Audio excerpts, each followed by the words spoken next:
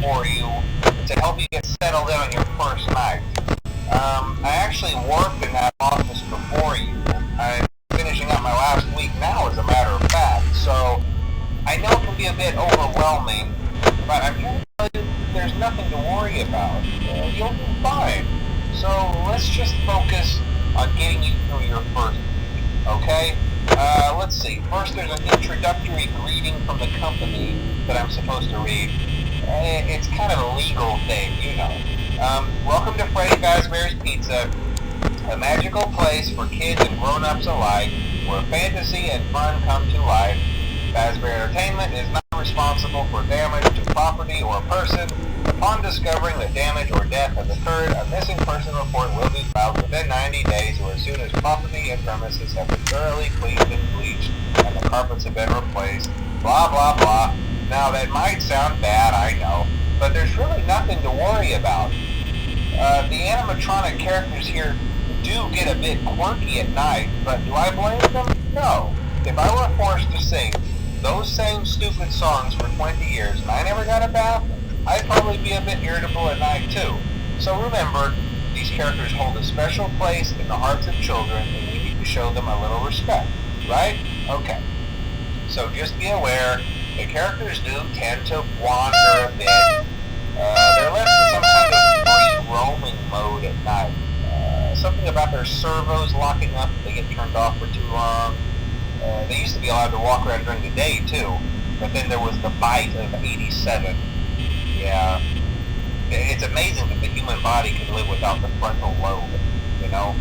Now, concerning your safety, the only real risk to you as a night watchman here, if any, is the fact that these characters, if they happen to see you after hours, probably won't recognize you as a person. They'll most likely see you as a metal endoskeleton without its costume on. Now, since that's against the rules here at Freddy Fazbear's Pizza, they'll probably try to forcefully stuff you inside a Freddy Fazbear suit. Now, that wouldn't be so bad if the suits themselves weren't filled with cross beams, wires, and animatronic devices, especially around the facial area. So you can imagine how having your head forcibly pressed inside one of those could cause a bit of discomfort and death.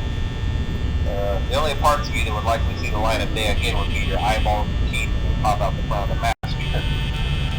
Yeah, they don't tell you these things when you sign up. But hey, first station of the breeze. I'll chat with you tomorrow. Check those cameras and remember to close the doors only if absolutely necessary. Gotta conserve power. Alright, good night.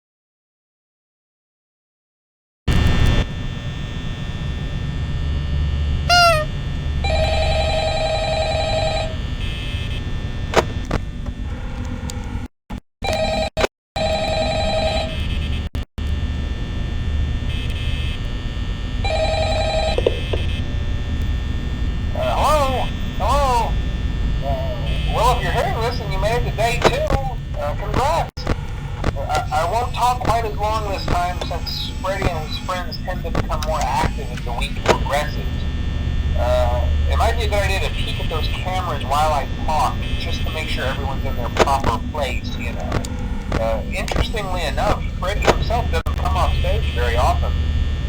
I've heard he becomes a lot more active in the dark, though, so hey, I guess that's one more reason not to run out of power, right? I also want to emphasize the importance of using your door lights.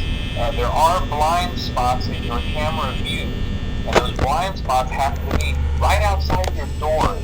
So if you can't find something or someone on your cameras, be sure to check the door light.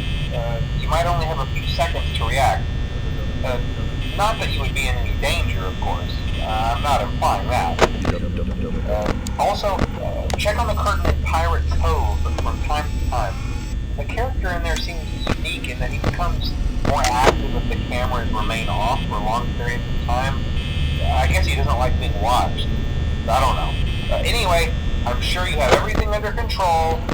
Talk to you soon.